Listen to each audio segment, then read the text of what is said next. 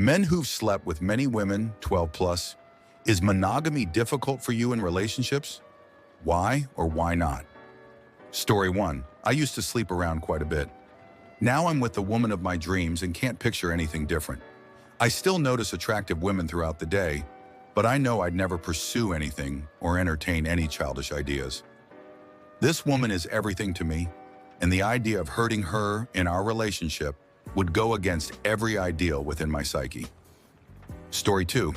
It does lower the threshold for bullshit, e.g., I've ended a lot of casual and serious relationships at the first sign of my boundaries being crossed. You realize there's a lot of fish in the sea, you're capable of finding another. And it's not the end of the world if you let this one go. That being said, I don't think monogamy is any harder in that I don't think about cheating. Dating and casual sex has given me a lot of appreciation for having a great partner, and if anything, it makes me want to date less and be monogamous, knowing how crazy it is out there. Story 3. I think men who have had a low number of sexual partners have even more trouble to stay faithful because 1. FOMO, and 2, especially for young men, getting laid is often a form of self-affirmation. Once I got in real shape, I got some real attention from women. It was nuts to see it happen. It was intoxicating. I got out of a long-term relationship and hit the gym hard. Tinder became easy mode. I had multiple friends with benefits and would still use the app constantly. Then after one date with my now wife, Tinder was gone, and I broke things off with everyone. All it takes is the right person. Someone replied, "The thing was I was chubby and short and got zero attention. A few years ago, this woman I was crazy for curved me hard. I was angry and fed up, so I became obsessed with getting in shape to see if women actually care about personalities or are they more shallow than they let on. The muscles didn't increase my height, but it confirmed that women are far more shallow than they let on. I had women give me numbers, straight up hit on me blatantly, and blow off other men to fuck me. It was utterly insane watching it happen after spending so long being ignored. How can it not be intoxicating when it was denied for you for so long?" Story 4. No, not at all. A lot of us did that when we were younger and slowed down as we got older. Still others meet someone special and decide all the new sex in the world isn't worth something more meaningful. But some discrete amount just love banging or have wrapped up some other things in their pursuit of more sex. Depends on the person mostly. Having sex with a lot of different women when I was younger was a fantastic idea to me at the time. Not so much when I'm getting close to 40. Story 5. Not at all.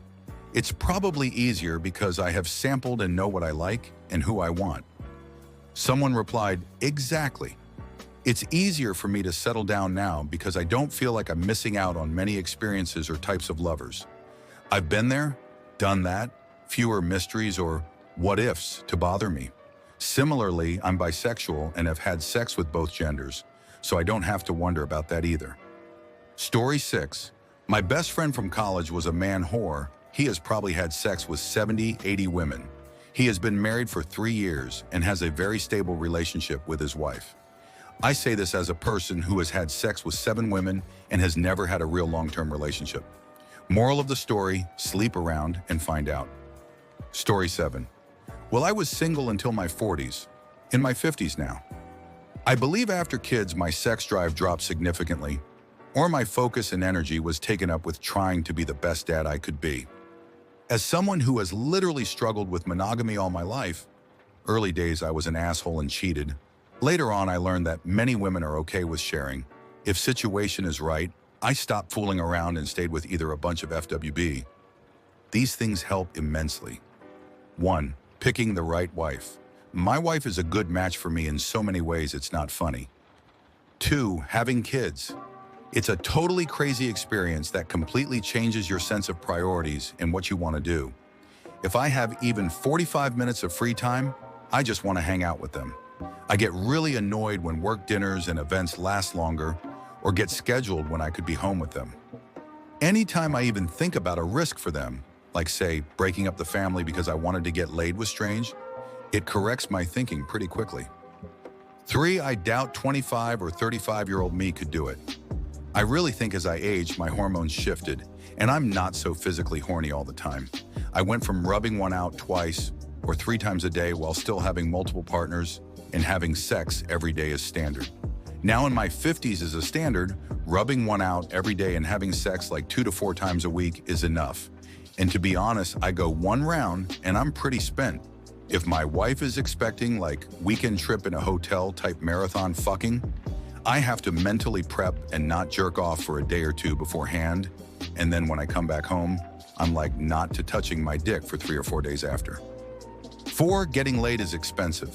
If I had to chase a girl, it's minimum multiple dinners and cocktail meetings, or even flights to get someone to be convinced to sleep with a married man. And in my snack bracket, I can't be taking girl to TGIFs or Applebee's. So you're doing $500 to $800 fine dining, then cost of hotel, parking. Let's say I go to a professional, and it's been a while, so I don't know what to date pricing is, but I'm going to assume it's over $200 an hour, probably close to $500 today. As a dad, every dollar I spend, I start thinking about what I could have invested it in and what it would be worth by the time my kids are in their 20s or 30s or 40s as I die and pass on my estate. This kind of money spending just for a bit of trim makes it not worth it. Story 8, considerably more than 12, and I would not consider a monogamous relationship ever again. Never saw the point in monogamy right from the start. And after a low MG string of monogamous relationships with opportunities I didn't take, I just felt this is pointlessly keeping myself from fun I could have. So now I'm poly, swinger, with 2 GFS and several lovers. Story 9, I'm at 15 or 16, a recovering alcoholic. I can tell you that it definitely does feel better when you're with someone you care about. I've been sober for 5 years almost. I haven't been actively pursuing sexual or romantic relationships. But it isn't difficult as long as you remember that there isn't anything after sex with a stranger except the hollow, empty feeling you've always known was there. Story 10, not at all. I didn't sleep with that many women because I was good at picking the right one. I did it because I was very bad at picking the right one. When you find the right one that is crazy about you, the sex is fire, you work great together, her family loves you, you love her family, and both of your families adore each other. You have a mountain of reasons for not cheating because that shit only comes around once or twice in a lifetime. Story 11. No, it's easy. Think about it. Getting women to sleep with you takes effort. There's rejection. There's a ton of fake bullshit. It's a hassle and a mindfuck. The only reason to go through all that is to find someone so neither of you ever have to go through it again. If you get in the mindset that cheating simply is not an option, and you're just not gonna, you won't. You know how every affair starts innocently? Going for coffee after work with a colleague isn't cheating. It's harmless. Flirting back with that waitress isn't cheating. It's harmless. Saying hi to your ex who you haven't spoken to in 15 years ago when they popped up as a friend suggestion isn't cheating. It's harmless. And they all probably are harmless. Or they are the first step down a path that could have been averted had that first step not been taken. If you never take that first step, you never take that path. Story 12. Yes, but not because of sleeping with many women. Promiscuity is a result of the need for external validation, which is an issue in a monogamous relationship. Story 13. No, monogamy is easy for me because I was fortunate and did quite well in college, and am now very comfortably married because of all the women I've slept with. I think after a large number of one-night stands and short dating relationships, you learn a true partnership largely outweighs a nut with a new woman. There's no woman that outweighs giving up the life I have with my wife and kids.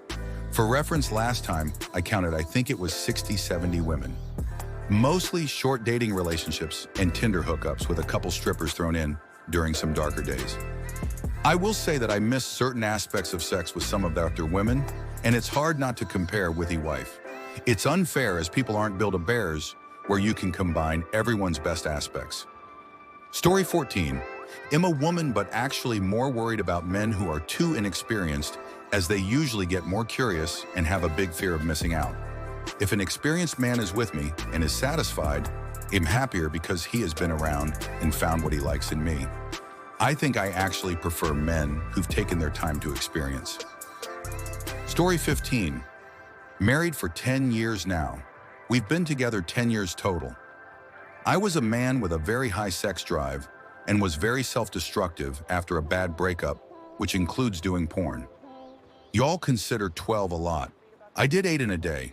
A single week was probably more than 20 at one point. Anyways, I say all that to say this.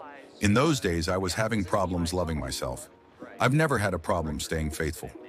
Even in my max hoe phase, I never lied about what it was. So now my bigger problem is not knowing why people lie about having sex with others. If you're gonna do things like that, the least you can do is be honest about it and let your significant other know so they can make the choice to stay or leave. Story 16. Nope.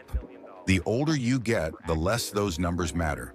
If I had 12 partners in a year, that's a year's worth of month-long relationships.